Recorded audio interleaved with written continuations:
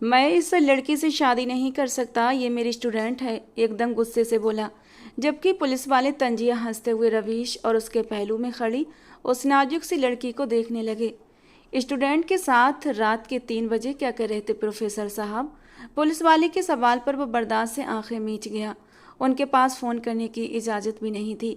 जब पुलिस वालों ने अपनी नई मुहिम के अनुसार फ़ौरन अपने हवलदार को बुलाया और उसे कुछ आदेश देने लगे, तो पुलिस वाले की बात सुनकर रवीश हक्का बक्का रह गया। पुलिस वाले हवलदार को तुरंत मंदिर में चलने के लिए कह रहे थे, और मंदिर में जाकर क्या करना था ये रवीश अच्छी तरह जानता था, क्योंकि वो पुलिस वालों की बात सुन चुका था कि तुम्हारी और इस लड़की की शादी करवाई जाएगी। रवीश ने लाख हाथ पैर मारे, लेकिन पुलिस वालों ने अपनी मनमानी करके ही दम लिया। सुबह होने से पहले उन दोनों की शादी कर दी गई। जबकि रवीश नफरत से अपने पहलू में खड़ी उस मासूम सी परी को देख रहा था। कहने को उसका नाम परी था, लेकिन वो किसी चुड़ैल से कम नहीं थी इस वक्त रवीश के लिए, जो कल रात एक लड़के के साथ भागी थी और उसे बचाने की कोशिश में वो खुद ही इस जाल में बुरी तरह से फंस चुका था। और फिर उसे घर भी छोड़ा, पर उसके घर वालों ने भी उसको घर से निकाल कर रवीश के हवाले कर दिया। रोना बंद करो, वो बुरी तरह गुस्से से चीख पड़ा। उसकी चीख पर वो सहम कर गाड़ी के दरवाजे के साथ लग गई। वो तो उसका टीचर था, जो हो रहा था वो ठीक नहीं था, और रवीश का बस नहीं चल रहा था कि गाड़ी किसी चीज़ से ठोक दे। वो इंसान जिसने आज तक किसी की पसंद की शर्ट नहीं पहनी थी, आज उसकी शादी उसकी पसंद के बगैर हो गई थी। बार बार उसे याद आ रहा था कि कैसे जबरदस्ती उसकी शादी कराई गई थी। लगभग आधे घंटे के बाद गाड़ी एक मेंशन के सामने रुकी। गाड़ी से निकलते ही उसने पूरे जोर के साथ दरवाजा खोला और उतनी ही जोर से बंद किया। रोती हुई परी डर से उछल पड़ी। मरती क्या न करती, वो भी दरवाजा खोलकर बाहर निकली। धीरे धीरे कदम उठाती वो अंदर आई, जहां वो थोड़ी देर पहले गायब हुआ था। अपने टीचर के घर वो उसकी बीवी बनकर आई थी और शर्म से डूब मर रही थी। वो मेंशन जितना बाहर से खूबसूरत था, अंदर जाकर लगता था जैसे किसी स्वर्ग में आ गई हो। एक एक चीज़ अपनी खूबसूरती का मुंह बोलता सबूत थी। वो लिविंग रूम में खड़ी अपना गम भुलाए गौर से हर चीज़ को देख रही थी, जबकि आने वाली ज़िंदगी के लिए फिक्र भी कर रही थी। तभी रवीश वापस आया और एक कमरे की तरफ इशारा किया। आज से तुम वहाँ रहोगी, वो तुम्हारा कमरा है। समझ आया तुम्हें, या एक बार और समझाऊं? उसकी आंखें इस कदर गुस्से से लाल हो रही थीं, जबकि परी कुछ भी नहीं बोल पाई थी। बस धीरे से हाँ कहते हुए अपनी गर्दन झुका गई। उसके इतने आज्ञाकारी बनने पर भी रवीश को गुस्सा आया। सब कुछ किया कराया इस लड़की का था, और अब ऐसे मासूम बन रही थी जैसे इससे भोला भाला इस दुनिया में कोई और नहीं था। बर्दाश्त की हद से उसकी खूबसूरत आंखों में खून उतरने लगा। उसके घने सिल्की बाल माथे पर बिखर रहे थे। शर्ट के ऊपरी 2 बटन खुले हुए थे, जहां से उसका चौड़ा सीना कुछ कुछ दिखाई दे रहा था। परी ने जल्दी से अपनी नजरें झुका ली। आज से पहले परी ने उसे कभी इस हालत में नहीं देखा था। वो तो हमेशा वेल ड्रेस और टिप टॉप यूनिवर्सिटी आता था। यूनिवर्सिटी की हर लड़की का क्रश, मगर उसने कभी किसी को देखा ही नहीं था। हर किसी को डांटना तो वो अपना हक समझता था, और ऊपर से यूनिवर्सिटी की लड़कियों का भी कहना था कि अगर ये ना डांटे तो इतने अच्छे भी न लगें। इतनी खूबसूरती पर इनका डांटना तो इनका हक बनता था। अब जाओगी भी या यहीं खड़ी रहोगी? वो उसे चुपचाप जमा खड़ा देखकर एक बार फिर गुस्से से चिल्लाया। उसके चिल्लाने पर वो एकदम डर से सहम गई, और फिर कदम कदम चलती कमरे के दरवाजे तक पहुंची। फिर मुड़कर एक नज़र उसे देखा तो वो उसे गुस्से से घूर रहा था। मुट्ठियां भींची हुई थीं और गुस्से के मारे अपने होंठ चबा रहा था। वो सर झुकाकर कमरे के अंदर दाखिल हुई और दरवाज़ा अंदर से लॉक कर लिया। दरवाज़ा बंद होते ही रवीश भी मुड़ गया था। वो अकेला रहता था, बचपन में बोर्डिंग में पढ़ता था। माँ बाप अमेरिका में होते थे और वो इधर बिजनेस करता था। जब उसके प्रोफेसर ने उसे विनती करते हुए 2 घंटे पढ़ाने के लिए कहा था, अपने कमरे में आया तो तमाम कमरों से ज़्यादा बड़ा और खूबसूरत था उसका कमरा। कॉम्बिनेशन ब्लैक एंड वाइट था। पेंट से लेकर हर चीज़ काली सफ़ेद, यहाँ तक कि बेडशीट तक काली थी। वो चेंज करके आरामदायक कपड़े पहनकर बेड पर लेट गया। इतनी टेंशन, इतना गुस्सा कि नींद आना मुमकिन नहीं था। वो आंखें बंद किए बेचैनी की हालत में अभी कुछ घंटे ही लेटा था कि अब से कुछ देर पहले हुई शादी के बारे में सोचने लगा। नींद तो दूसरी तरफ परी को भी नहीं आनी थी। ऐसी बेबसी, बदकिस्मती और शर्मिंदगी कि वो घुटनों में सर दिए लगातार रोए जा रही थी। उसे ऐसा लग रहा था जैसे जिंदगी ख़त्म हो गई हो। उसके शरीर से उसकी जान जुदा हो गई हो और अब सिर्फ एक वजूद बचा था जिसे जिंदगी भर का बोझ ढोना था। आखिर वो कौन सी मनहूस घड़ी थी जब उसने सुमित के साथ घर जाने की हामी भरी थी। उसे क्या पता था लोग उसे कैरेक्टरलेस कहेंगे और आखिर घर वाले उसकी बात क्यों न सुन सके। क्या बेटियां इतनी बोझ होती हैं कि उन्हें उनकी गलती पर उनकी ज़िंदगी का इतना बड़ा फैसला कर दिया जाता है? क्या लोगों की बातें ज़रूरी होती हैं या फिर अपनी बेटियां? उसे अब समझ आ गया था कि लोगों की बातें ज़्यादा ज़रूरी होती हैं। उसके खुले बाल चेहरे पर आ रहे थे। रोते रोते न जाने कब उसकी आंख लग गई। किसी ने सही कहा था, नींद ऐसी चीज़ है जो किसी भी हालत में आ जाती है। बैठे बैठे ही वो बेड से टेक लगाकर सो गई थी। सुबह रूटीन के अनुसार उठकर रवीश ने सबसे पहले बाथ लिया, फ्रेश हुआ, नाश्ता बनाया, 2 टोस्ट, 2 आमलेट और जूस का गिलास। नाश्ता करके तैयार हुआ और हमेशा की तरह नुक सुख से तैयार होकर यूनिवर्सिटी के लिए निकल गया। उसने परी को उठाना, यहाँ तक कि उसे देखना भी गवारा नहीं किया। अपने अंदर की हालत वो बाहर जाहिर करने वालों में से नहीं था, इसीलिए अपनी रूटीन पर जल्दी ही वापस आ गया। पीछे लगभग 11 बजे वो सोकर उठी थी। घर सन्नाटे से गूंज रहा था। बगैर कुछ खाए वो दोबारा कमरे में चली गई। कल का दिन उसके दिमाग पर एक फिल्म की तरह चलने लगा। उसे याद आया कल उसका यूनिवर्सिटी में सोसाइटी डिनर था और फंक्शन 1 बजे तक चला था। समिति की प्रेसिडेंट होने के नाते वो फंक्शन छोड़कर भी नहीं जा सकती थी और 1 बजे तक यूनिवर्सिटी से निकलकर जब वो घर कॉल कर रही थी तो उसका क्लास फेलो सुमित उसके करीब आया। परी, आप यहाँ अकेली क्यों खड़ी हैं? कुछ नहीं, बस घर कॉल कर रही हूँ। उसने दोबारा नंबर मिलाया। वो इस वक्त नहीं आने वाले, उन्हें आते आते वक्त लग जाएगा परी। चलिए मैं आपको छोड़ देता हूँ। वो बनावटी परेशानी के साथ बड़ी इज्जत देते हुए बोला। थैंक यू सुमित, मगर मेरे घर वाले लेने आ रहे हैं मुझे। उसने सुमित की बात को टाल दिया, लेकिन वो जिद करने लग गया। घर वाले शायद सो गए थे, इसीलिए उसकी कॉल भी नहीं उठा रहे थे। अभी वो उसके साथ गाड़ी में बैठ भी नहीं पाई थी कि तभी रवीश ने उसे देखा। अभी थोड़ी देर पहले उसने सुमित को अपने दोस्त के साथ बातें करते सुना था। वो शायद किसी लड़की को उठाकर ले जाना चाह रहे थे और जब रवीश ने सुमित के साथ परी को गाड़ी में बैठते देखा तो उसके दिमाग में खतरे की घंटियां बज उठीं। हो न हो सुमित परी के बारे में ही बात कर रहा था। मुझे इस लड़की को बचाना चाहिए, ये सोचते हुए वो जल्दी से आगे बढ़ा। इससे पहले कि वो उन्हें रोक पाता सुमित ने गाड़ी आगे चला दी। रवीश ने अपनी गाड़ी स्टार्ट करके उनकी गाड़ी के पीछे लगा दी। मेन रोड पर दोनों गाड़ियां आगे पीछे दौड़ती जा रही थीं। जब पिछली गाड़ी ने अगली के आगे जाकर ब्रेक लगाए, मन ही मन भगवान को याद करते हुए परी ने सर झुका लिया। रवीश को अपनी तरफ आता देख उसने दरवाजा खोलकर उसका हाथ पकड़कर बाहर निकाला। परी कुछ बोल पाती इससे पहले ही सुमित बाहर निकल आया। सर, आप यहाँ इस वक्त? उसका अंदाज बुरी तरह घबराया हुआ था। परी, आप इसके साथ यहाँ क्या कर रही हैं?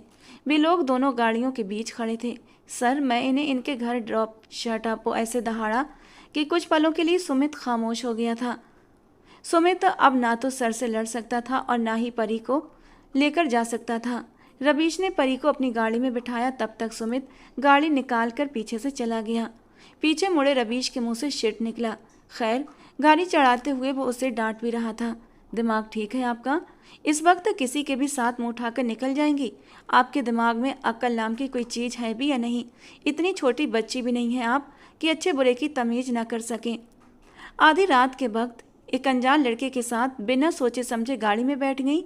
एक बार भी नहीं सोचा। वो उसे गुस्से के मारे बुरी तरह लताड़ रहा था। रवीश को उसकी इस लापरवाही की बिल्कुल भी उम्मीद नहीं थी। सर, मुझे घर जाना था। मैंने उसे मना भी किया था, बट वो यूं ही जिद। वो सर झुकाकर बोली। उसने जिद की और आप मुंह उठाकर चल पड़ी। रवीश यूनिवर्सिटी जाकर जिसे सबसे ज़्यादा इम्प्रेस हुआ था वो परी ही थी। समिति की प्रेसिडेंट होने के नाते वो बाकी क्लास की लड़कियों से अलग प्रोफेशनल थी। उसका अंदाज, उठना बैठना, बोलना सब अलग था। मगर इस वक्त उसकी इतनी बड़ी लापरवाही पर रवीश को बुरी तरह गुस्सा आ रहा था।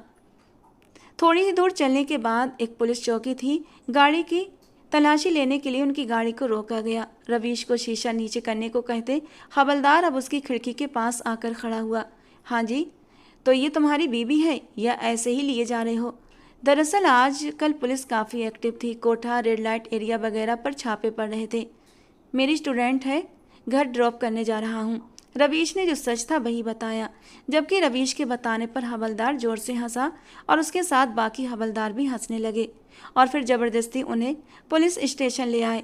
वहाँ उनके लिए एसएचओ पहले से इंतजार में बैठे हुए थे।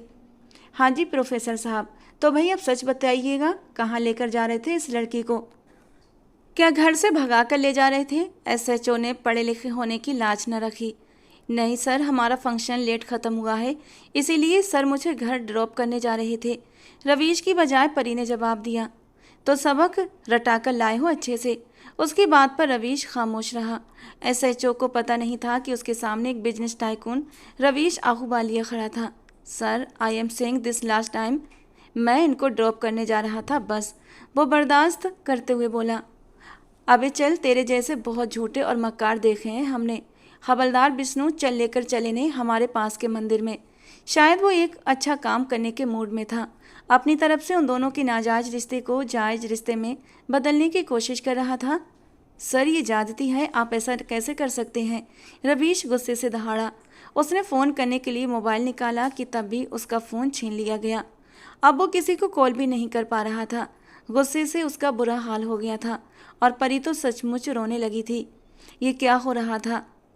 लगभग 20 मिनट बाद वो लोग उन्हें लेकर मंदिर में चले आए और शादी शुरू हुई, जिस पर दोनों बिल्कुल भी राजी नहीं थे।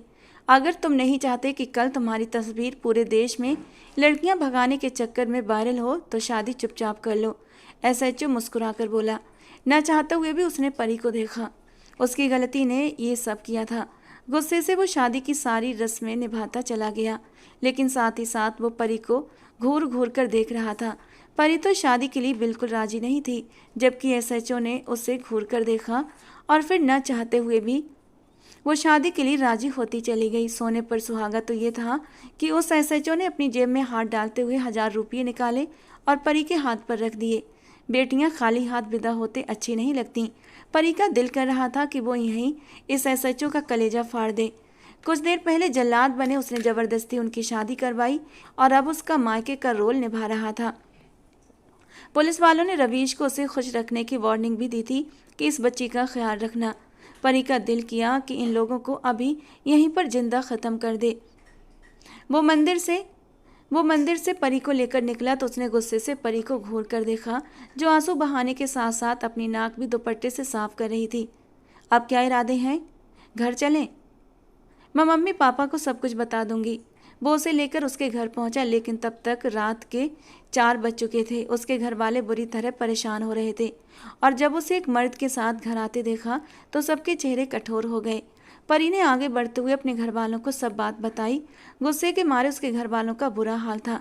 सबसे पहले उसके पापा आगे बढ़े थे। जब तू इस आदमी के साथ शादी कर चुकी है तो हमारे घर आने की क्या ज़रूरत थी? जा, निकल जा हमारे घर से। हमारे घर में अब तेरी कोई जगह नहीं है। शादी कर ली तो जा, अपने पति के साथ रहे। उसके पापा ने हाथ पकड़कर उसे और रवीश को घर से बाहर कर दिया। अब रवीश के पास उसे अपने साथ लेकर आने के अलावा कोई और रास्ता नहीं बचा था। वो यूनिवर्सिटी के बाद अपने ऑफिस आया था। आज का सारा गुस्सा एम्प्लॉयज़ पर निकल रहा था।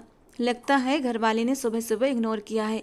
एक लड़की ने दूसरी के कान में फुसफुसाया, ये जाने बगैर कि उनका बॉस तो अपनी नई नवेली बीबी को खुद ही इग्नोर करके आया था। अगर शादी हुई होती तो ऐसे ना होते। दूसरी ने उसे गैर शादीशुदा बताया। लड़कियां इधर आओ मेरे पास, वो गुस्से से बड़बड़ाया। उसने उन्हें बड़बड़ाते हुए देख लिया था कि कानों में, और कहने लगा, आखिर कानों में ऐसी कौन सी बातें हो रही थी जो मेरी बातों से ज़्यादा ज़रूरी हैं? रवीश इस वक्त गुस्से में था। सर, कुछ भी नहीं, उन्होंने नजरें झुकाकर कहा। I am warning you first and last time, आगे से मेरी किसी भी बात को इग्नोर करने की कोशिश मत करना। ऑर्डर देने के अंदाज में कहता हुआ उसने उन्हें हाथ के इशारे से वापस जाने के लिए कहा। जितना शक्ल से खूबसूरत है, काश अंदर से भी उतना होता, वे लड़कियां सोच कर रह गईं। ऑफिस से वो 6 बजे निकला और 6:30 घर पहुंचा। अपनी रूटीन के अनुसार कमरे में गया। परी को वो बिल्कुल भूल चुका था। कल रात एक लड़की को अपनी बीवी बनाकर लाया था, उसे याद नहीं था। नहा धोकर चेंज करके वो ओपन किचन की तरफ आया।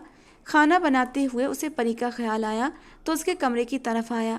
दरवाज़ा नॉक करके खोलते ही उसने उसे सामने खड़ा देखा।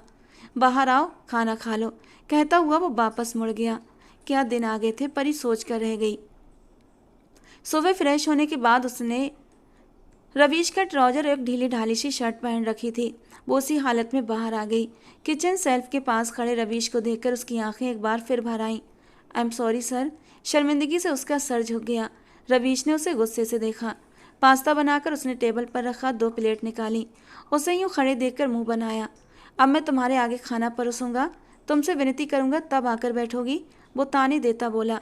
वो उसके साथ दाईं कुर्सी पर बैठ गई और अपनी प्लेट में नाश्ता निकालकर पहला निवाला मुंह में रखने ही वाला था कि उसने परी को देखा। वो अभी तक वैसे ही बैठी थी। चम्मच को प्लेट में पटक कर उसने परी की प्लेट में पास्ता निकाला। डोंट वरी, मैं आपके लिए रहने का इंतजाम कर रहा हूँ, उसके बाद मैं डिवोर्स पेपर भी रेडी करवाऊंगा। वो इस तरह बोला जैसे कोई खबर पढ़कर सुना रहा हो। तलाक के नाम पर परी का दिल धक से उड़ गया। चाहे शादी कैसे भी हालात में हुई, मगर ये तलाक शब्द उसे अंदर तक हिला गया था। वो खामोशी से उठ गई। रवीश ने उसे देखा। कहाँ जा रही हो? बैठकर खाना खाओ। नहीं सर, आप खाइए, मुझे भूख नहीं। बर्दाश्त के कड़े इम्तिहान में न जाने कैसे वो अपने आंसू रोक रही थी। उसके सामने कम से कम इस बात पर नहीं रो सकती थी, इसलिए कमरे में चली आई। वो उसके कमरे में आया था पीछे पीछे। किससे पूछकर तुमने ये कपड़े पहने थे? अपनी फेवरेट शर्ट उसके वजूद पर देखकर रवीश का गुस्से के मारे बुरा हाल था। उसने पहले ध्यान नहीं दिया था, लेकिन जब वो टेबल से उठकर जाने लगी तो उसने अपनी शर्ट पर ध्यान दिया और फौरन उसके पीछे आया। सर, मेरे पास कपड़े नहीं थे, इसीलिए मुझे आपकी अलमारी से ये कपड़े मिले और मैंने पहन लिए। बहुत देर तक वो गुस्से से होंठ भींचकर उसे देखता रहा, फिर वापस अपने कमरे में आया था। एक शर्ट निकाल कर लाया। फौरन अभी इसी वक्त ये शर्ट उतारो और ये वाली शर्ट पहनो। एक लाइट ब्लू कलर की शर्ट उसकी तरफ बढ़ाते हुए वो गुस्से से बोला। और आज के बाद कभी भी मेरी किसी भी चीज़ को हाथ लगाने की कोशिश मत करना, समझी तुम? वो गुस्से से चीखा, जबकि वो सहम कर 2 कदम पीछे हटी। पता नहीं वो गुस्सा किस बात पर था कि परी ने उसकी शर्ट पहनी थी, या फिर इस बात पर कि वो शर्ट बहुत बारीक थी, इतनी बारीक कि उसके वजूद की खूबसूरती वो महसूस कर सकता था। उसके खूबसूरत वजूद से नजरें चुराते हुए वो उसे बुरी तरह डांट रहा था। लेकिन सर, ये वाली शर्ट तो बहुत बड़ी है और कुछ भारी भी, इतनी गर्मी में। जैसा कह रहा हूँ वैसा करो, चेंज करके आओ। उसने नजरें हटाते हुए शर्ट उसकी तरफ बढ़ाई। मजबूरी में परी ने शर्ट ली और बाथरूम में चली गई। इस बार जब वो शर्ट चेंज करके आई तो सचमुच वो शर्ट काफ़ी बड़ी थी, घुटनों तक आ रही थी, लूज भी काफ़ी थी। फिलहाल उसका वजूद उसमें अच्छे से छुप गया था। कल आप मेरे साथ जाएंगी? मैंने कुछ हॉस्टल्स देखे हैं, कल विजिट कर लेंगे और परसों से आप यूनिवर्सिटी भी जाएंगी। अपनी बात कहकर वो रुका नहीं था, चला गया। जबकि वो बेड पर आकर बैठी। उसे कुछ तो प्लान करना था, यूं हाथ पर हाथ धरे नहीं बैठ सकती थी। क्या हुआ जो दुनिया ने छोड़ दिया था? उसने मोबाइल से अलग अलग ऑनलाइन जॉब्स देखती रही जो वो कर सकती थी, पहले कभी ज़रूरत ही नहीं पड़ी थी। और यूनिवर्सिटी क्लासेस के साथ सोसाइटी की प्रेसिडेंट होने की वजह से किसी और चीज़ का वक्त कहाँ मिलता था। सर से पैसे मांग नहीं सकती थी, वो खुद उसे हॉस्टल भेज रहे थे तो अपना खर्चा खुद ही उठाना था। सारी रात वो अलग अलग वैकेंसी देखती रही। अगले दिन वो उसे शॉपिंग कराने ले गया, उसे कुछ ड्रेस दिलवाई। उधर ही उसने एक सूट भी चेंज कर लिया था। पैसे वो नोट करती जा रही थी ताकि बाद में वापस चुका सके। एक हॉस्टल उन्हें पसंद आया, लेकिन वहाँ एडमिशन 1 महीने बाद होने थे। तब तक के लिए यही डिसाइड हुआ कि वो उसके साथ उसी घर में रहेगी। अगले दिन वो यूनिवर्सिटी के लिए तैयार हुई। नाश्ता रवीश ने ही बनाया था। लगभग 2 दिन से परी ने खाना नहीं खाया था। ब्रेड खाते ही उसे उल्टी सी होने लगी। रवीश ने नज़रें उठाकर उसे देखा और वो उसके उठने से पहले ही उठ गया। थोड़ी देर के बाद 2 बैग पकड़े वो बाहर आई थी तो रवीश नहीं था। अभी वो कैब बुक करवा रही थी कि तभी नीचे पार्किंग से वो गाड़ी लिए आया। वो बैठना नहीं चाहती थी, मगर टीचर की बात मानना सबसे ज़रूरी था। वो सारे रास्ते सर झुकाए बैठी रही। वो आधा घंटा पहले पहुंच चुका था। गाड़ी पार्क करके सीधा अपने ऑफिस की तरफ बढ़ गया। यूनिवर्सिटी से एंटर हुई तो उसकी दोस्त उसे मिली। परी, कल क्यों नहीं आई थी? रीमा ने गले लगते हुए पूछा। और उसे तो जैसे कोई चाहिए था, कोई अपना जिसके साथ लगकर वो रो सके, अपने दिल का गम हल्का कर सके। उसके गले लगते ही उसके आंसू बहने लगे। अरे परी, क्या हुआ? इस तरह क्यों रो रही हो? रवीश ने जाते जाते हल्का सा सर मोड़कर उसे देखा था। उसी वक्त परी ने भी उसे देखा। रवीश ने गुस्से से मुंह फेर लिया और वहां से चला गया, जिस पर उसके आंसू और भी तेजी से बहने लगे और उसने दुपट्टे से साफ कर लिया। और फिर वो सारी बातें रीमा को बताती चली गई। रीमा उसे कभी साथ लगाती, कभी उसे तसल्ली देती। कैफ़े में बैठे वक्त गुजरने का पता ही नहीं चला। रवीश सर की क्लास थी और 5 मिनट लेट भी हो चुकी थी। जल्दी जल्दी बैग थामे वो क्लास में दाखिल हुई, जहां वो पहले से डेस्क पर खड़ा मिला। सर, मैं आई कम इन? रीमा ने बोला। जब रवीश की नज़र दरवाजे पर गई तो उसकी आंखों से लग रहा था कि वो बहुत देर तक रोती रही थी। आप दोनों लेट क्यों हैं? आवाज़ में रौब झलक रहा था। सॉरी सर, रीमा ने शर्मिंदगी से कहा और एक नज़र साथ खड़ी परी को देखा। वो समझ सकती थी कि इस बंदे के साथ उसने 2 दिन गुजारे थे, उसकी क्या हालत हुई होगी। बेचारी परी। रीमा ने उसके लिए अफसोस किया। लेकिन खैर जो भी हो, बंदा स्मार्ट है, थोड़ा गुस्से वाला है तो क्या, परी के साथ जोड़ी अच्छी लगती है। वो कभी मुस्कुराती कभी अफसोस करती, जबकि रवीश रीमा के हाव भाव देख रहा था और एक नज़र परी को भी। मिस रीमा, आप किस सोच में डूबी हुई हैं? जी सर, जी कुछ नहीं, वो जल्दी से हड़बड़ाई। आ जाइए अंदर, उसने रीमा से कहा और ये सुनकर परी भी अंदर आने लगी। परी, मैंने आपको अंदर आने का नहीं कहा। सुलीब। परी की आंखों में न समझी और हैरत तैर गई, मगर वो बहस नहीं करना चाहती थी, इसलिए वापस मुड़ गई। उसे और भी काम थे। पीछे वो यही सोचता रह गया कि अगर वो सॉरी कर लेती तो वो उसे अंदर आने देता। दोनों की अपनी अपनी अना थी। वो सारा लेक्चर उसी के बारे में सोचता रहा और परी सीधा सीधा यूनिवर्सिटी से एक ऑफिस में आई थी। वहाँ पर कंटेंट राइटिंग की पोस्ट खाली थी। अपनी सीवी, तजुर्बे और पढ़ाई की बुनियाद पर उसे फ़ौरन हायर कर लिया गया। उसके लिए यही बहुत आसान था कि वो घर बैठकर लिख सकती थी। सैलरी भी अच्छी थी और वक्त के साथ बढ़ती भी रहनी थी। वो दोबारा यूनिवर्सिटी आई और ख़ुद को प्रेसिडेंट पद से हटाने के लिए एप्लीकेशन दे दी, जिस पर अच्छी खासी बहस भी हुई। लेकिन उसकी बातें सुनकर एप्लीकेशन रख ली गई। समिति का हेड रवीश था, इसलिए वो सीधा प्रिंसिपल के पास आई थी। लेक्चर ख़त्म करके वो बाहर आया तो अनायास ही उसकी नज़रें इधर उधर घूमी थीं। शायद वो उसी को ढूंढ रहा था, देखना चाहता था, लेकिन वो कहीं भी दिखाई नहीं दी। तभी उसने प्रिंसिपल के ऑफिस से उसे निकलते देखा। गुड आफ्टरनून सर, एक आदत सी थी जो उसकी बनी हुई थी और इसीलिए इस वक्त भी उसके मुंह से ही निकल गया। रवीश रुक गया। उसने उसे सर से पांव तक देखा, जबकि अपनी इस बेवकूफ़ी पर परी खुद को कोसने लगी। उसे पता था रवीश उसे पसंद नहीं करता। अगर उसकी जगह कोई और होता तो शायद वो भी यही करता। रवीश गलत नहीं था, उसके साथ इतना गलत हुआ कि उससे नफरत करना, गुस्सा होना उसका हक बनता था। आई एम सॉरी सर, वो दोबारा से जल्दी से बोलती हुई वहाँ से चली गई। रवीश ने सर हिलाकर दरवाज़ा खोला। वापसी पर वो उसी के साथ आई थी।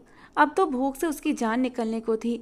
उसे घर ड्रॉप करके वो अपने ऑफिस आ गया था और वो सीधा किचन में आई थी। अब बस हो गई।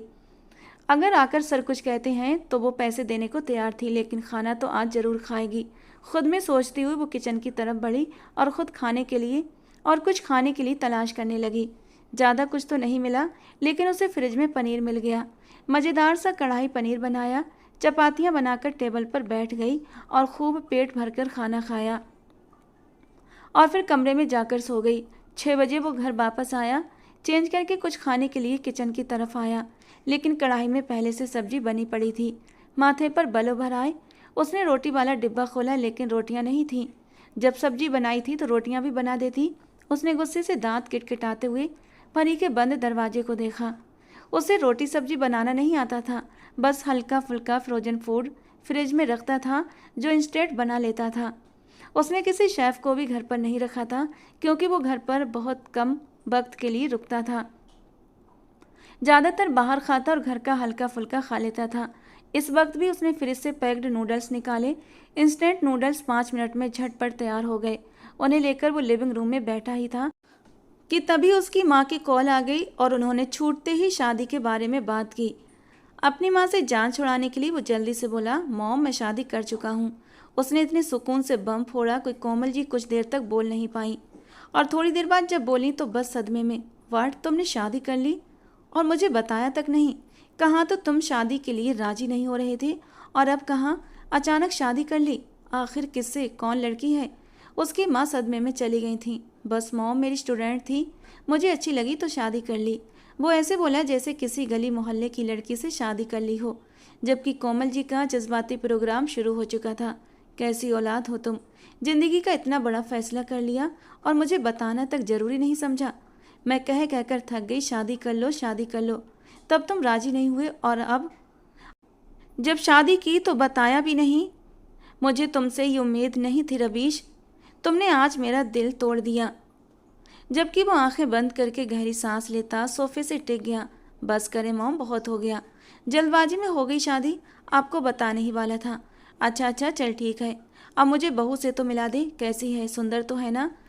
अब उन्हें अपनी बहू से मिलने का शौक चढ़ा, जबकि रवीश ने यह कहकर टाल दिया कि मॉम वो अभी सो रही है, जब उठेगी मैं आपकी उससे वीडियो कॉल पर बात करवा दूंगा।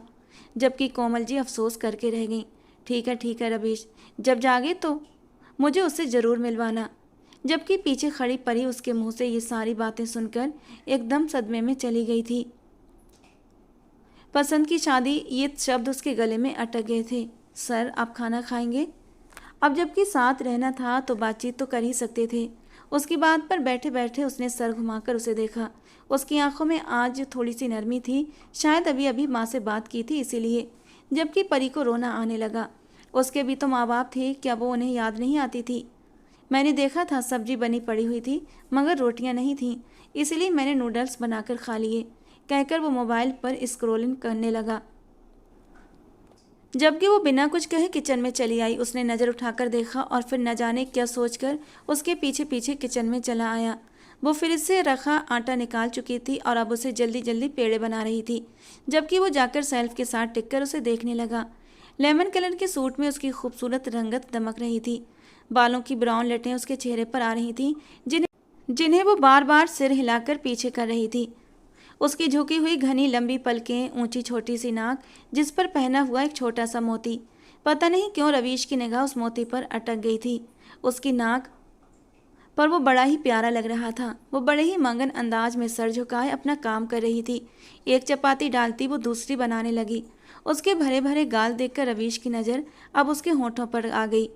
हल्के गुलाबी होंठ जो आपस में जुड़े हुए थे। उसके चेहरे के नक्श बहुत खूबसूरत थे। आज रवीश पहली बार उसे इतनी गौर से देख रहा था। उसके चेहरे पर मेकअप नाम की कोई चीज़ नहीं थी। धुला साफ चेहरा। क्या कोई इतना खूबसूरत भी हो सकता है? रवीश ने अपने मन में सोचा। बालों की वो लट उसे अभी भी तंग कर रही थी। पता नहीं रवीश के मन में क्या आया कि उसने हाथ बढ़ाकर उसके बाल की लट उठाई और उसके कान के पीछे कर दी। जबकि परी एकदम करंट खाकर पीछे हटी थी।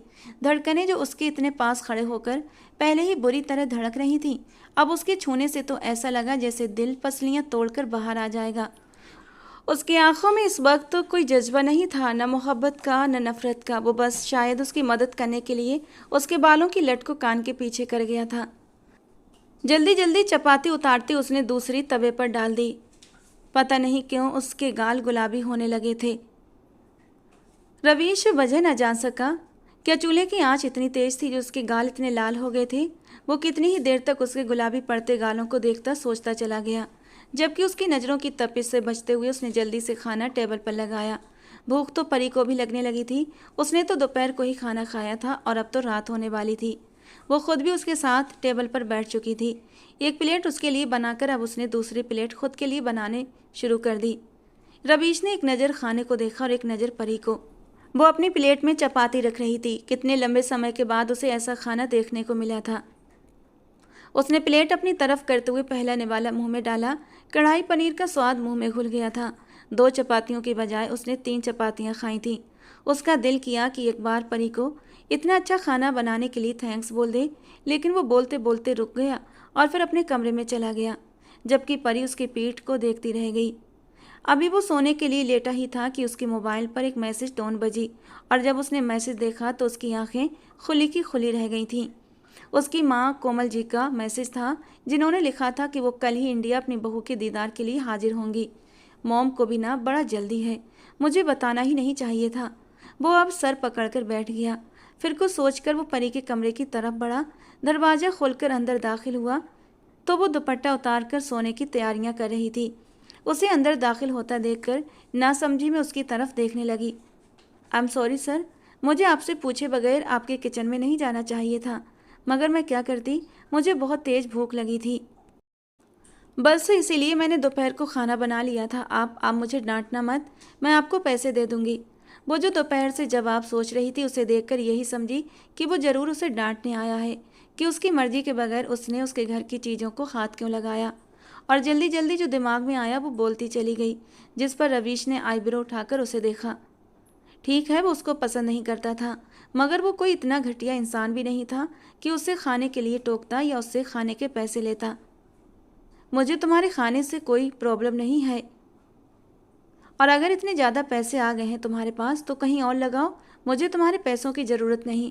कहकर वो जो बात करने आया था सोचने लगा कि कहाँ से शुरू करे, जबकि उसे यूं उलझन में खड़ा देखकर परी पूछे बिना न रह सकी, सर आपको कुछ कहना है? हाँ, मैं ये कहने आया था कि कल मेरी मॉम आ रही हैं। दोनों हाथ ट्राउजर की जेब में डाले वो थोड़ी परेशानी से बोला, और परी ने उसकी बात सुनते ही अपना सर झुका लिया।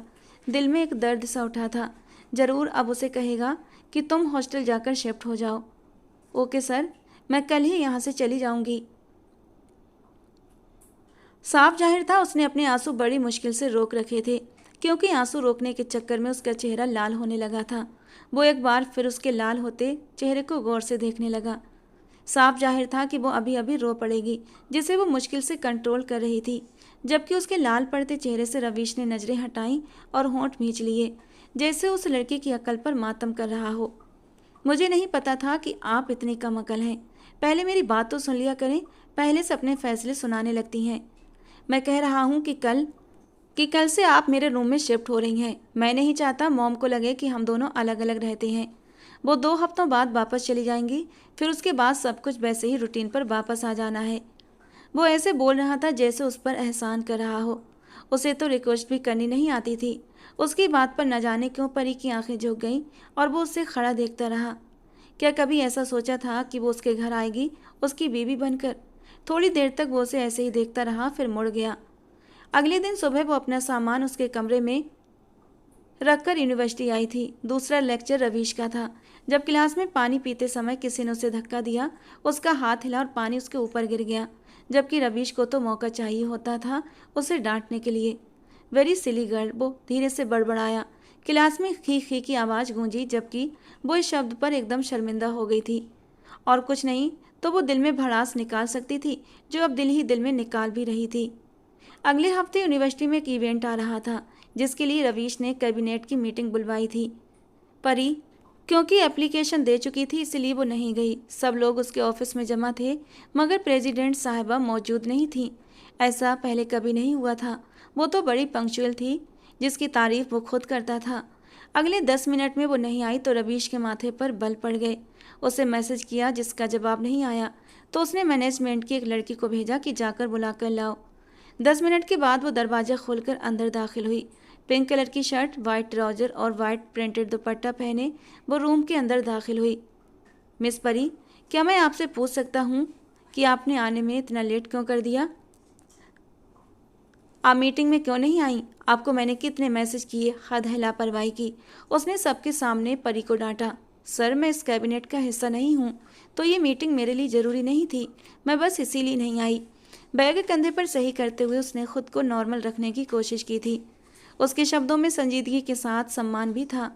अच्छा, और क्या मैं पूछ सकता हूँ प्रेसिडेंट साहिबा की समिति के प्रेसिडेंट कौन है?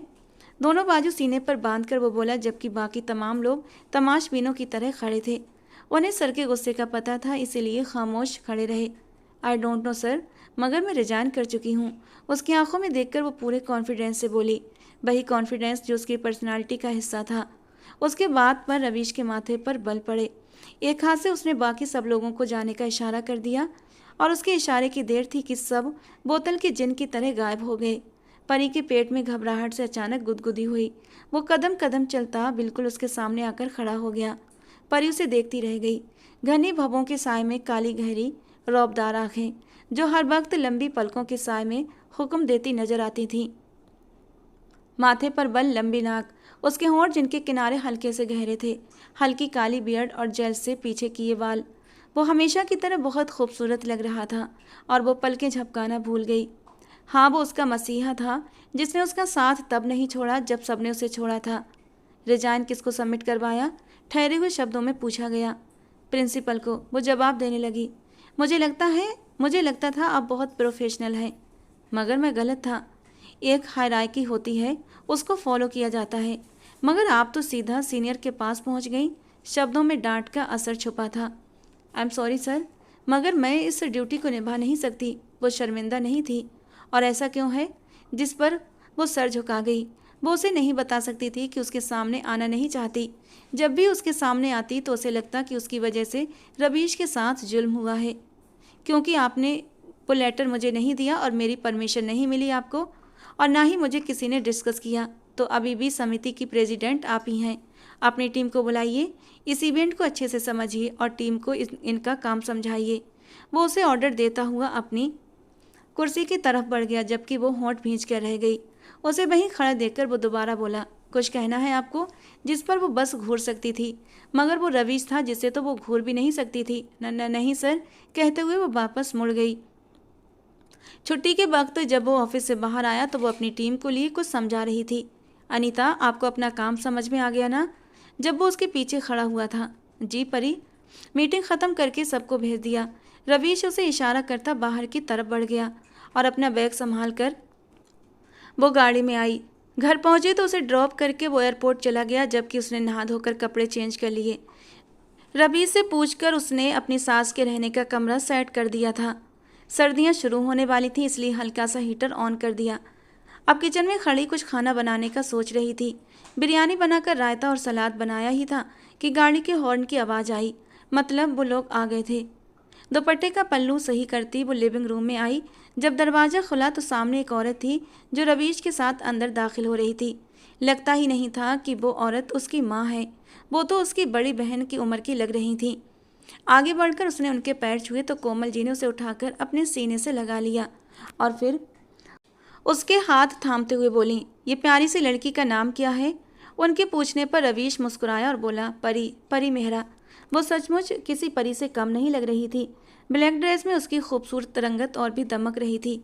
नाम तो तुम्हें देखकर ही रखा गया है बेटा, तुम किसी परी से कम नहीं हो, कोमल जी ने उसे प्यार से कहा और फिर रवीश की तरफ घूमकर बोली, और ये क्या परी मेहरा? हाँ, परी मेहरा नहीं बल्कि परी आहूवालिया बोलो। उन्होंने मुस्कुराते हुए उसके शब्दों को सही किया। कोमल जी के दिए गए नाम पर परी का दिल अचानक तेजी से धड़कने लगा और उसके गाल गुलाबी हो गए। रवीश ने भी एक नज़र उठाकर उसके गुलाबी गालों को देखा। जब भी उसके गाल लाल होते, पता नहीं क्यों रवीश को ये मंजर बड़ा प्यारा लगता था। मम्मी जी, मैंने खाना बना लिया है, आप लोग फ्रेश हो जाइए, फिर मैं लगाती हूँ, प्यार से कहते हुए वो मुस्कुराई, मगर उन्होंने मना करते हुए उसे अपने साथ सोफे पर बिठा लिया। मुझे ये बताओ, ये तुम्हारे साथ अच्छे से तो रहता है ना? कुछ गड़बड़ करता हो तो मुझे बताओ, मैं इसके अभी इसी वक्त कान खींचती हूँ। वो हल्की राज भरी आवाज़ में बोली, नहीं मम्मी जी, ये तो बहुत अच्छे हैं। वो नज़रें झुकाकर बोली। दिल की अजीब सी हालत हो रही थी। अपने टीचर के साथ नाम जुड़ा था और समझ नहीं आ रहा था क्या करे। ये सास बहू कौन सी कहानी सुना रही हैं एक दूसरे को। वो कमरे से बाहर आया। भाई, आते ही तुम्हारी शिकायत लग गई है। हमारी बहू कह रही है कि तुम्हें रोमांस बिल्कुल नहीं आता। उनके कहते ही परी ने जल्दी से सर उठाया और रवीश को देखा और फिर जल्दी जल्दी नाम में सिर हिलाने लगी, जबकि रवीश तो जानता ही था कि ये बात उसने बिल्कुल भी नहीं कही होगी। लेकिन अगले ही पल उसके होठों पर शरारत बिखर गई। सही कह रही है ये, इसके रोमांस के सामने तो मैं कुछ भी नहीं। और रवीश की बात पर वो हैरानी से उसे देखने लगी। दोनों माँ बेटा एक से बढ़कर एक थे। क्यों परी? वो क्या था, हर बात में रोमांस ढूंढ लेना? उसकी बात पर परी अपनी जगह उछल पड़ी। यानी वो उनकी बातें सुन चुका था। उसका दिमाग अचानक ही अतीत में चला गया। एक इवेंट था जब रवीश ने उसे बुलाया था। वो और रीमा उसके ऑफिस में बैठे थे। उन्हें दूसरे कमरे में बिठाता हुआ रवीश ने एचओडी से बात करनी शुरू कर दी थी। वापस आते दरवाज़ा खोला तो परी की आवाज़ उसके कानों में आई। ओ यार, कितना रोमांटिक सीन था। वो किसी गुजरे हुए पल को याद करते हुए बोली थी। डोंट टेल मी, तुम्हें ये पानी सर से मिलने पर रोमांटिक लग रहा है? रीमा बोली। यार, तुम हर चीज़ को रोमांस में क्यों ले जाती हो?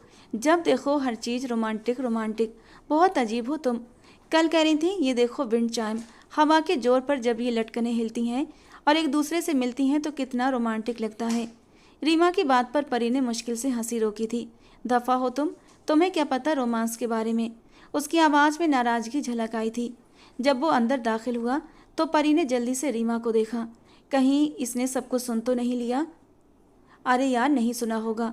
दोनों ने खुद को समझाया और तसल्ली दी, मगर अब साफ था कि उसने सब सुन लिया था। वो शर्माई और वो भी मुस्कुराया। उनकी ये बातचीत उसकी माँ ने भी नोट की और धीरे से बोली, मुझे लगता है मेरी बहू ज़्यादा रोमांटिक है। उनकी बात पर परी एकदम से शर्मिंदा हो गई। मम्मी जी, मैं खाना लगाती हूँ, कहकर वो वहाँ से निकल गई। उसके गालों से एकदम धुआं सा निकल रहा था। खाना लगाकर उसने उन्हें बुलाया। जब वो टेबल पर बैठी तो रवीश किचन में परी के पीछे दाखिल हुआ। पता नहीं कौन कौन से काम करने पड़ रहे थे। पानी का जग लेने आई थी वो, अभी वो शेल्फ से उठाती कि किसी की मौजूदगी का एहसास हुआ। वो एकदम पीछे घूमी। रवीश बिल्कुल उसके पीछे खड़ा था। दिल की धड़कन अचानक तेज हो गई। दोनों हाथ स्लिप पर रखते हुए उसने उसे अपनी बाहों में भर लिया। परी फटी फटी आंखों से उसे देख रही थी। मॉम इधर ही देख रही हैं, सो प्लीज कोऑपरेट, उसने उसके कान के पास धीरे से कहा। उसकी माँ धीरे से मुस्कुरा दी। ओपन किचन था इसलिए साफ दिख रहा था। उसे तो खाना भी ठीक से नहीं खाया गया। रवीश अब भी उसके इतने पास था। फिर वो अपनी माँ को रूम में छोड़कर अपने कमरे में चला गया। कमरे में आते ही उसके हाव भाव बदले। उसके कहने से पहले ही परी तकिया उठाकर सोफे पर रख चुकी थी। सोफे के सामने टेबल पर उसने नोट्स निकाले, पेन और मोबाइल लिया और अपने इवेंट की प्लानिंग में लग गई। वो कुछ लिखती, फिर गौर करती, कुछ काटती और फिर लिखती। आप एक बार बता दो कि किस किस को मेल करूं, वो बिजी से अंदाज में बोली। रवीश लैपटॉप पर काम कर रहा था। उसने एक नज़र उठाकर उसकी ओर देखा और 2 ब्रांड्स के नाम बताकर अपनी कंपनी का नाम भी बता दिया। वहाँ से फंड्स मिल जाएंगे। परी ने मेल कर दी। उनके जवाब सुबह तक आने थे।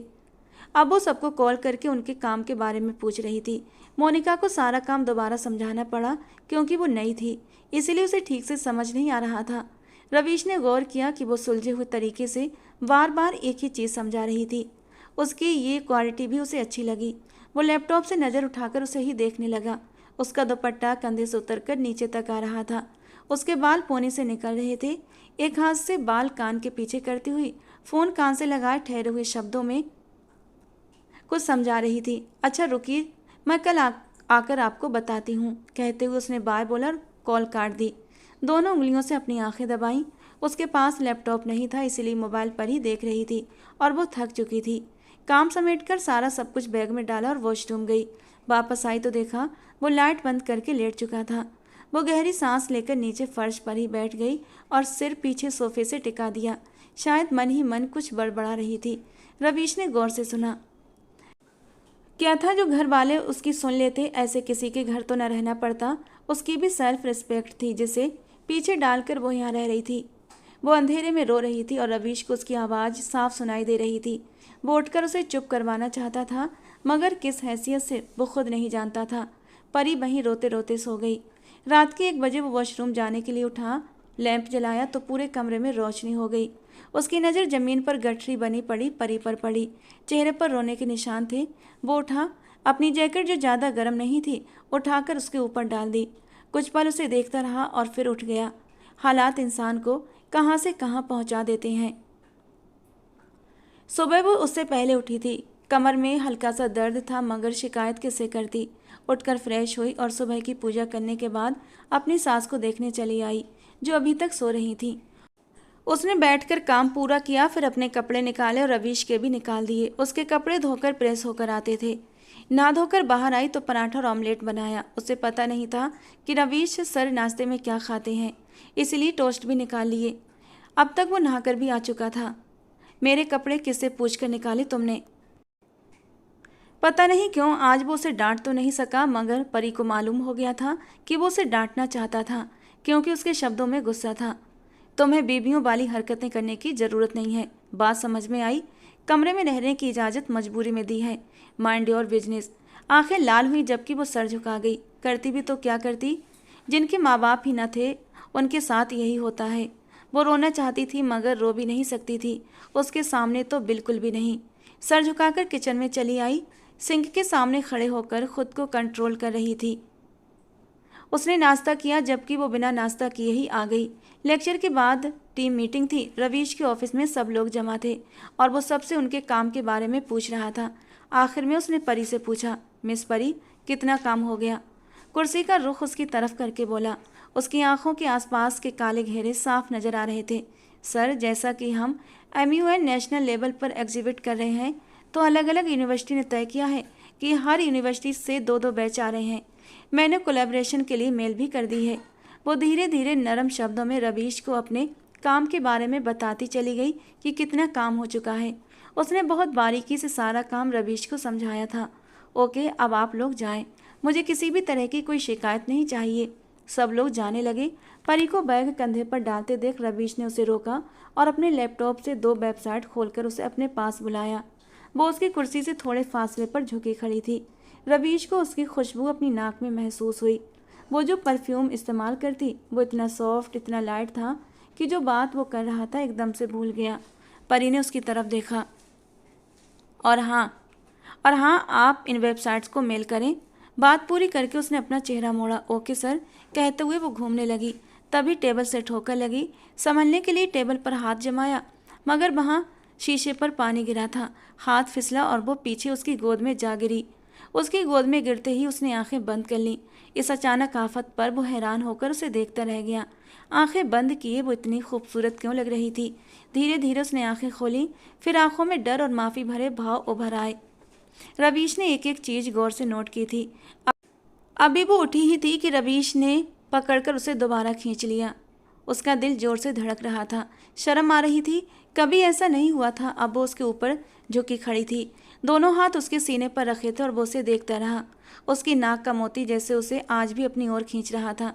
उसके नरम होंठ जिन पर हल्की सी लिपस्टिक लगी हुई थी। हाथ बढ़ाकर उसने उसके बाल पीछे किए। होश में आते ही वो पीछे हटी और रवीश भी होश में आया। इधर उधर देखा और वो ऑफिस से चली गई। रवीश को पता नहीं था कि उसने ऐसा क्यों किया। वापसी पर भी दोनों एक दूसरे से नजरें चुराते रहे। सर, आप प्लीज़ मार्केट की तरफ गाड़ी मोड़ लें, मुझे बाजार जाना है, एक एडिटर से मिलना है।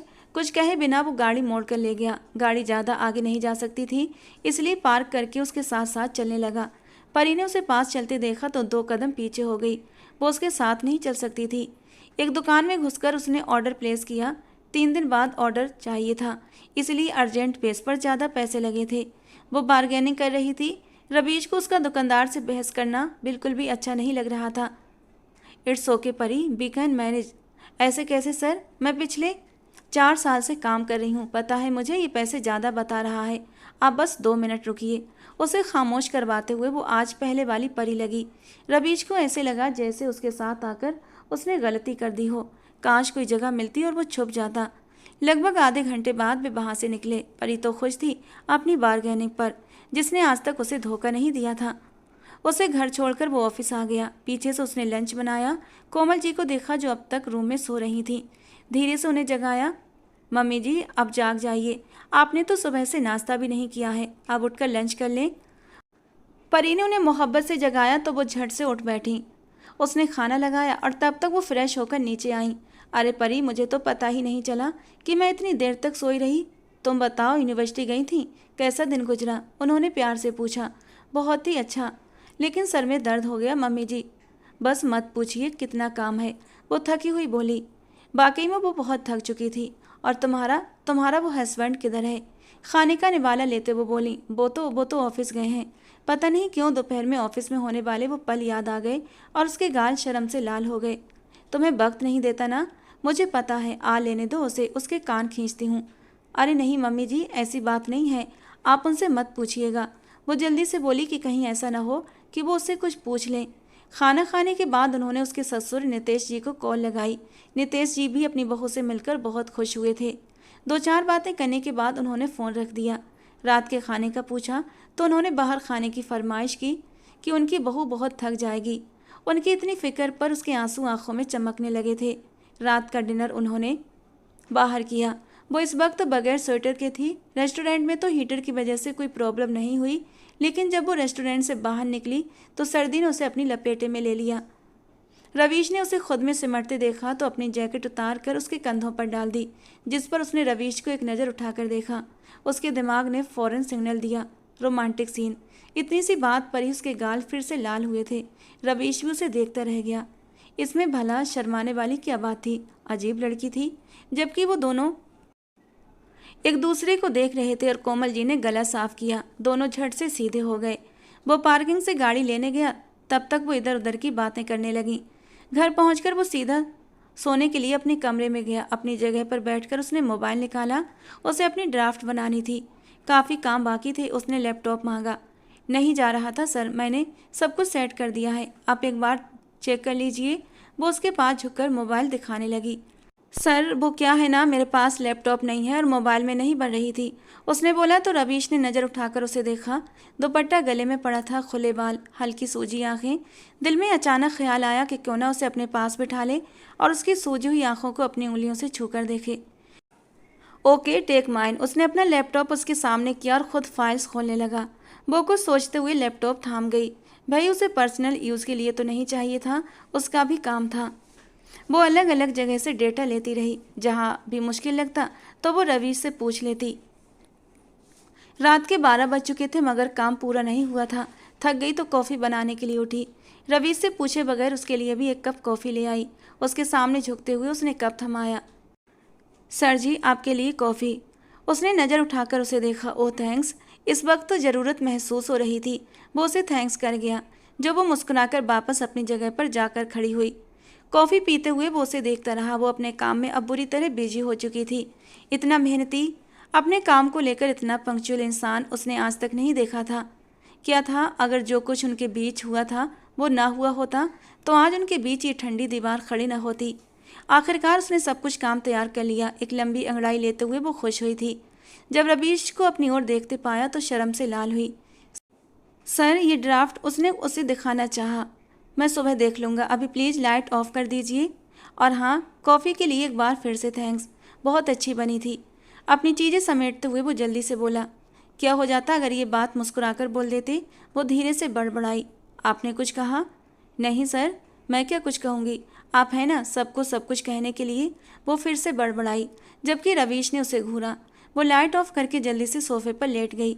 कमर को जैसे ही सहारा मिला तो दर्द से टूट गई। धीरे धीरे वो नींद में उतरती चली गई। रवीश थोड़ी देर बाद उठा। एक चादर उठाकर उसके ऊपर डाल दी। हल्की रोशनी में उसकी लौंग का मोती चमक रहा था। एक बार उसके दिल में ख्वाहिश हुई उसे छूने की। शायद वो भी कुछ कुछ रोमांटिक होने लगा था। रोमांटिक शब्द याद आते ही उसके लबों पर एक मुस्कुराहट बिखर गई और वो झट से अपने बेड पर आकर लेट गया। जो इतने दिनों से इवेंट के लिए मेहनत कर रहे थे उनका इवेंट सक्सेसफुल रहा था। उनकी मेहनत रंग लाई। आज वो बहुत खुश था। जिस पर टीम ने उसे डिनर के लिए कहा था और अपनी उम्मीद के खिलाफ वो मान गया था। टीम तो जैसे बरसों से भूखी थी, उसका कार्ड खाली करने पर तुल गई। परी उसकी हरकत पर दिल ही दिल में खुश हो रही थी। सर, वैसे सबसे ज़्यादा मेहनत हमारी प्रेसिडेंट ने की है, इनाम तो बनता है, मीडिया की एक लड़की ने कहा तो वो मुस्कुराई। अरे नहीं, सबने बहुत मेहनत की है। थैंक यू सर, आपकी मदद के बगैर मुमकिन नहीं था। परी मुस्कुराकर बोली। एक अच्छे लीडर की तरह दूसरे की स्पेशलिटी अपनी टीमों को साथ लेकर चलना होता है। शाबाश परी, आपने बहुत अच्छा काम किया। उसने आज पहली बार उसे शाबाशी दी थी। उसकी अनथक मेहनत रंग ले आई थी। वो न जाने कब से इस इंतजार में थी। डिनर के बाद घर आए तो कोमल जी की वापस जाने की तैयारियां शुरू हुईं। उन्होंने उन्हें एक वेडिंग रिंग गिफ्ट की थी। सुबह उसकी आँख खुली तो रवीश बाथरूम में था। वो वहीं बाहर टहलने लगी कि तभी दरवाज़ा खुला और वो ढीले ढाले ट्राउज़र में बिना शर्ट पहने बाहर आया। उसके सीने पर नज़र पड़ते ही परी एकदम से चीख पड़ी थी, जबकि रवीश ने उसके मुंह पर हाथ रख दिया। अब वो परेशान नज़रों से अपने पति को देख रही थी। एक हाथ उसके सीने पर था और सामने खड़ा वो उसे तपती नज़रों से घूर रहा था। अचानक ही रवीश की नज़रें बहकने लगीं। हाथ हटाकर वो उसे देखने लगा। परी सुबह सुबह हल्की सूजी आंखों के साथ उसे ही देख रही थी। रवीश ने उसके खुले बालों की ओर हाथ बढ़ाया। उसके होंठ और उनके पास बना तिल सुबह सुबह उसे मदहोश कर गया। रवीश उस पर झुका, जबकि परी की आंखें हैरत से पूरी खुली। इससे पहले कि वो अपनी सोच पूरी करता, उसके होंठों को छूता, वो संभल गया, पीछे हुआ और उसके सामने ही शर्ट पहनकर जल्दी जल्दी बटन बंद करने लगा। परी सांस रोके उसके हाथों को देख रही थी, जो एक एक करके बटन बंद कर रहे थे। सारे बटन बंद होने के बाद उसने चेहरा उठाकर रवीश को देखा, जो उसे सवालिया नज़रों से देख रहा था, और वो जल्दी से वॉशरूम में घुस गई और अंदर जाकर दिल पर हाथ रखकर शर्म से लाल हुई। तेरे टीचर हैं, वो खुद को डांटते हुए बोली, लेकिन पति भी तो है ना, इतना तो चलता है यार। दिल से आवाज़ आई, हाँ वही पति जो तुझे बीबी नहीं मानता। हकीकत से वो नज़रें नहीं फेर सकती थी। जल्दी से तैयार होकर नीचे आई। वेडिंग रिंग वो अपनी लॉकेट में डालकर पहन चुकी थी। आज उसकी क्लास थी। जब वो पढ़ाते हुए स्टूडेंट्स के पास आया तो परी उसे ही देखती रही। उससे ज़्यादा खूबसूरत मर्द कोई और हो सकता था, दिल ने ना में जवाब दिया। अब उसकी नज़र चेहरे से उसकी शर्ट तक गई। उसके ऊपर वाले 2 बटन खुले थे और उसके ऊपर कोट पहना था। उसके खुले सीने पर नज़र पड़ते ही गले में गिल्टी उभर कर गायब हुई। उसके खूबसूरत माथे पर बाल बिखरे पड़े थे। परी का दिल उसके बाल छूने को कर रहा था, मगर वो ऐसा कर नहीं सकती थी। लेक्चर के बाद उसे सुमित मिला। हेलो परी, वो उसके साथ चलते हुए बोला। परी मुस्कुराकर जवाब दे गई, जबकि रवीश ने उसे सुमित के साथ देखा तो उसे गुस्सा आ गया। वापसी पर सारा रास्ता वो खामोश रही। आज ऑफिस से छुट्टी थी, इसीलिए वो घर पर ही रुक गया। तुम अकल से पैदल हो क्या? वो लिविंग रूम में आकर गुस्से से बोला। मैंने क्या किया है सर? वो धीरे से बोली। सुमित के साथ इतना मुस्कुरा कर बातें क्यों कर रही थी? भूल गई कि उसी की वजह से आज यहाँ पर हो? वो अपना गुस्सा कंट्रोल नहीं कर पा रहा था। लेकिन सर, वो मेरा क्लास फेलो है। हाँ, वही क्लास फेलो जो आपको अगवा करने के प्लान में था, और अगर मैं ना आता तो पता नहीं आप कहाँ होती। वो तंज भरे अंदाज में बोला, जिस पर परी का चेहरा सफ़ेद पड़ गया। आप ये क्या कह रहे हैं? उसकी आवाज़ में कंपन था। वो उसे इग्नोर करता हुआ अब कमरे में चल दिया। परी उसके पीछे आई। सर, आप क्या कह रहे हैं? उसने दोबारा पूछा। उसकी आवाज़ सुनते ही कोमल जी कमरे तक आई थीं, जबकि रवीश ने परी को कमर से पकड़कर अपनी ओर खींचा। मैं भला क्या कह सकता हूँ आपको? उसकी टोन एकदम से बदल गई। उसे ऐसा लगा जैसे वो हमेशा से ही इतना प्यार करता रहा हो। परी तो न समझी से उसे देखने लगी। वो हल्के से उसके कान के पास झुका। मॉम देख रही हैं। उसको वजह बताई तो वो भी समझते हुए सिर हिला गई। बहू बेटे को रोमांटिक मूड में देखकर कोमल जी वहां से चली गई। रवीश ने देख लिया था, लेकिन इसके बावजूद भी उसने परी को अपने आप से दूर नहीं किया था। उसका मन ही नहीं कर रहा था। रवीश की नज़र उसके गालों से होते हुए होठों पर आई और वो धीरे से झुका। परी को पता नहीं था कि वो उसके होठों को छू लेगा। उसकी आंखें एकदम से बड़ी हो गईं। वो उसके होठों पर होठ रखकर खड़ा था। परी ने आंखें बंद कर लीं और दोनों हाथ उसकी गर्दन पर टिक गए। जो भी था, रोमांटिक ड्रामे देख देख कर उसके अंदर भी रोमांस का कीड़ा कुलबुलाने लगा था। उसकी कमर पर हाथ बांधे हुए थे। उसके होंठ धीरे धीरे परी के होठों को छुए जा रहे थे। उसके अंदाज से नहीं लगता था कि वो ये सब कुछ किसी को दिखाने के लिए कर रहा है। होठों से होते हुए वो उसकी गर्दन तक आया। होंठ गर्दन पर रखे तो परी एकदम से सिमट गई। उसकी गर्म सांसें उसे मदहोश कर रही थीं। अगले ही पर रवीश ने उसके बालों में चेहरा छुपा लिया। दोबारा उसके चेहरे पर आते अपना चेहरा उसके माथे से टिका गया। एक हाथ अब गर्दन के पास था और अंगूठा उसके चेहरे पर फेरते हुए उसकी गर्दन पर आ गया। दोनों के दिल की धड़कनें तेज थीं। रवीश ने उसे जोर से खुद में भींच लिया। वो जाने कब तक ऐसे ही खड़े रहते। जब कोमल जी की आवाज़ आई, रवीश, तो दोनों होश में आए। परी नजरें झुकाकर खड़ी हो गई और वो बालों में हाथ फेरता नजरें चुरा गया। क्या था इस एक पल में जिसने उसे बेखुद कर दिया था? फिर दोनों बाहर आए। कोमल जी उसको लिए शॉपिंग पर आई थी और अब उसे ज़बरदस्ती साड़ी पहनने को कह रही थी। वो ना करती रही क्योंकि उसे साड़ी पहननी नहीं आती थी। मदद मांगती नज़रों से उसने रवीश को देखा तो रवीश ने इग्नोर कर दिया। वो तो खुद उसे साड़ी में देखना चाहता था। और जब वो कोमल जी की मदद से साड़ी पहनकर बाहर निकली तो कोमल जी ने आगे बढ़कर उसे अपने साथ लगा लिया। इस खूबसूरत साड़ी में उसका खूबसूरत वजूद और भी साफ नजर आ रहा था। शॉपिंग के बीच दोनों ने बात नहीं की थी। कोमल जी को दिखाने के लिए बस रवीश ने उसके ब्लाउज के नाप सही किए थे, जिस पर परी शर्मा गई थी। अगले दिन की फ्लाइट थी और उनके जाने से वो उदास थी, मगर उसे बहुत सी नसीहतें करते हुए कॉल करने को कहा था। मैं रोज़ तुम्हें वीडियो कॉल करूँगी, पक्का, उन्होंने उसे अपने साथ लगाकर कहा। और अगले दिन वो चली गई। परी एक बार फिर अकेली हो गई। उसके हॉस्टल की लिस्ट भी आ गई थी और उसका नाम भी आ गया था। रात को उसने रवीश को बताया। शायद वो इनकार कर दे, लेकिन उसने बस अच्छा कहा और सो गया। जबकि परी सारी रात सो न सकी। उसका दिल बगावत पर उतर आया था। अगले दिन यूनिवर्सिटी जाने से पहले उसने अपनी पैकिंग कर ली। वापसी पर उसे हॉस्टल जाना था। रात डिनर पर भी उसे लगा कि शायद वो मना कर देगा, मगर उसके दिल में कोई नरमी नहीं थी। इतने दिन साथ रहने पर भी कुछ फील नहीं हुआ था उसे, जबकि वो अपने दिल की हालत से अनजान सख्त बना बैठा था। रात को वो सोने लेटी तो उसे लगा कि रवीश सो गया है। कमरे की हल्की रोशनी में वो दबे कदमों से उसके पास तक आई थी। घुटनों के बल बैठते हुए उसने उसे देखा। शानदार मर्द जो उसका होते हुए भी उसका नहीं था। दिल उसके बालों को छूने को कह रहा था। और फिर दिल की बात मानते हुए उसने हाथ आगे बढ़ाया। आज के बाद शायद ये पल नसीब ना हो। हाथ आगे बढ़ाकर उसके बालों की नरमी को महसूस किया कि तभी रवीश ने उसे खींचकर अपने ऊपर गिरा लिया। वो उसके ऊपर जाकर गिरी और रवीश करवट लेकर लेट गया। अब परी उसकी बाहों में थी। क्या कर रही थी? नींद में बोझिल आवाज में उसने पूछा। कुछ नहीं, वो एकदम हड़बड़ाई, मगर शायद वो दोबारा सो गया। जबकि वो उसकी बाहों में लेटी अपने दिल की धड़कनें समा रही थी। जब उसकी गहरी सांसें उसने महसूस की तो उसे पक्का यकीन हो गया कि वो सो चुका है। उसके होठों को देखते हुए उसे वो परसों वाला सीन याद आया तो वो आगे बढ़ते हुए फिर से शर्माई थी और उसने नरमी से अपने होंठ उसके होंठों पर रखे और फिर अचानक ही पीछे हो गई।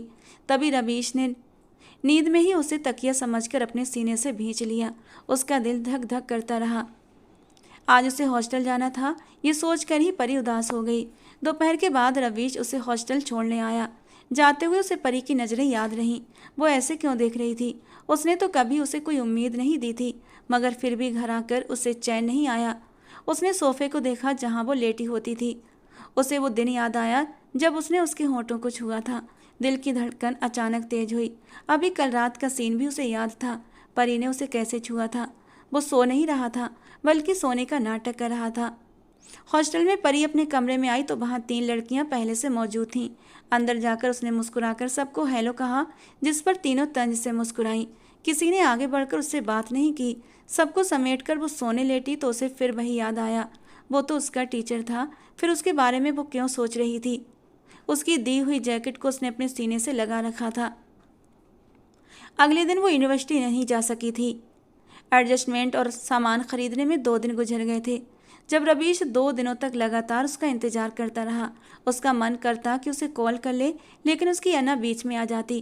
क्लास में उसे ढूंढता, क्लास के बाहर भी, कि शायद कहीं नजर आ जाए।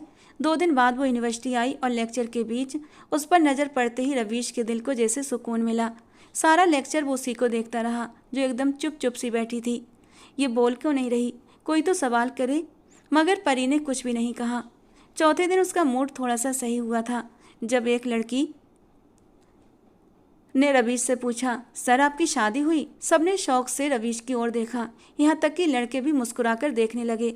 जब उसने अपने दायां हाथ उठाया तो उसकी तीसरी उंगली में अंगूठी देखकर सबने वाव कहा था। लड़कियों के तो दिल टूट गए, जबकि उसकी बात पर परी खामोश रही। लगभग 1 हफ्ते के बाद रवीश को कॉल आई कि परी के पास से ड्रग्स बरामद हुए हैं। वो ऑफिस से भागा। उसके जाने से पहले ही वार्डन पुलिस को बुला चुकी थी। हॉस्टल के बाहर पुलिस वैन खड़ी थी। उसने देखा एक लेडी कांस्टेबल उसे घसीटते हुए ले जा रही थी, जबकि परी बुरी तरह रो रही थी। वो आगे बढ़ा और कांस्टेबल से उसे छुड़ाया। उसे देखते ही परी की जान में जान आई और वो तेजी से रोने लगी। मैंने नहीं किया। वो उसके गले लग गई। सब लोग उनकी तरफ देख रहे थे। उसे सीने में भींचता हुआ वो उसकी पीठ को थपक रहा था और वो उसके सीने से लगी रोए जा रही थी। उसे पीछे करते हुए अब वो वार्डन की तरफ आया था। उसके पीछे करते हुए उसका हाथ पकड़े खड़ा था। वार्डन से अच्छी बहस करके उसने पुलिस को इन्वेस्टिगेशन करने को कहा। खुद वो डीआईजी को कॉल कर चुका था, जिस पर उसने परी के ऊपर से ये केस हटाने के लिए कहा। मगर उसने पूरी इन्वेस्टिगेशन करवाई और उन लड़कियों को अरेस्ट करवाया जो इस सारे काम में लिप्त थीं। वो सारे रास्ते रोती रही। कमरे में पहुंची तो और भी रोने लगी। अभी ये फिर से कहेगा कि वो बोझ बनकर दोबारा आ गई है। मगर वो उसके पास आया, धीरे से उसे खुद से लगा लिया। टेक इट इजी, कुछ नहीं हुआ है, मैं हूं ना। उसकी बात पर वो फिर से रो पड़ी। आंसू उसके गालों से टपक रहे थे। जब वो पीछे हटती हुई बोली, आई एम सॉरी सर, मैं जानबूझकर नहीं करती ये सब। आप सोच रहे होंगे कि मैं दोबारा आ गई आप पर बोझ बनकर, बट आई एम सॉरी। वो अटक अटक कर बोल रही थी। मैं ऐसा कुछ भी नहीं सोच रहा। उसने उसे दोबारा से अपने साथ लगाया और वो पीछे हटी। मेरे मम्मी पापा ने भी यही कहा था। मेरी कोई भी बात नहीं सुनता। वो अपने अंदर का गुबार निकाल रही थी, जिस पर उसने उसे दोबारा सीने से लगाया। तुम्हारी कोई गलती नहीं थी परी, बेबी सब बात समझ जाएंगे। वो उसके सीने पर दोनों हाथ रखे रो रही थी।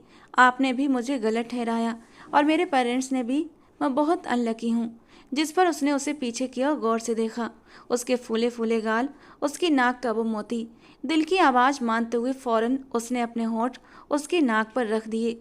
वो पहले झिझकी, शर्माई, पलकें बंद कर गई और फिर उसकी बाहों में सुकून पाने लगी। जब वो पीछे हटा तो दोबारा उसके होंठों को फोकस करते हुए उन पर झुकने लगा। बड़ी शिद्दत से वो उसके नरम होंठों को पीने लगा।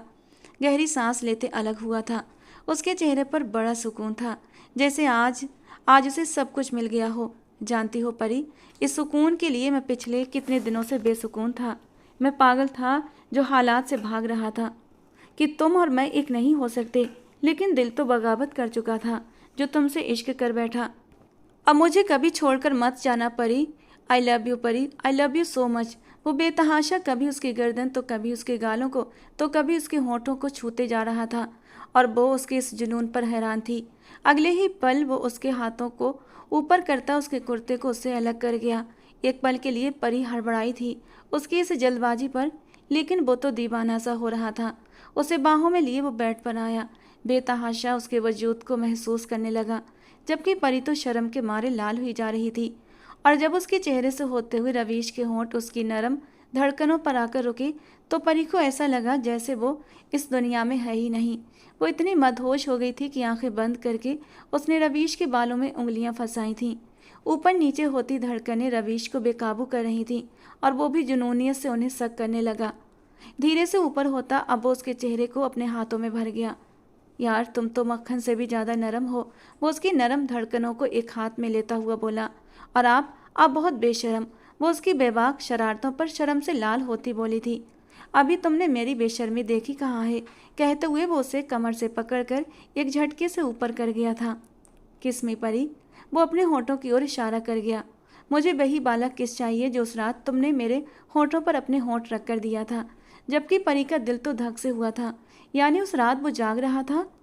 आप जाग रहे थे और आपने मुझे महसूस भी नहीं होने दिया। अगर महसूस होने देता तो इतना प्यारा सा किस मुझे कहाँ मिलता। वो आंखों में शरारत लिए बोला। प्लीज़ अब टाइम बर्बाद मत करो, जल्दी से जो कहा है उसे करो। वो अपनी आंखें बंद करके अपने होठों पर उंगली रख गया, जबकि परी ने भी देर नहीं लगाई, नीचे को झुकते हुए उसके होठों पर अपने होठ रख गई और बड़ी नरमी से उसके होठों को छूने लगी।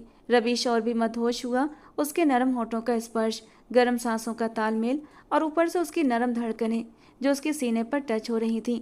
बेकरार होते हुए उसने परी को तकिए पर लिटाया और खुद उसके वजूद पर बादल बनकर छा गया और कुछ बेशर्म शरारतें भी कर गया कि परी शर्म से लाल होते अपने चेहरे पर तकिया रखकर खुद को छुपाने की नाकाम कोशिश कर गई, जबकि उसकी सदा पर वो जोर से खिलखिलाकर हंस पड़ा था। सांसों का तेज तूफान था जो कमरे में आया हुआ था। दोनों एक दूसरे में बुरी तरह गुम हो चुके थे, एक दूसरे को पाकर मुकम्मल हो चुके थे। रवीश उसे बाहों में समेटे सो चुका था, जबकि वो उसके सीने से लगी एक ही बात सोच रही थी।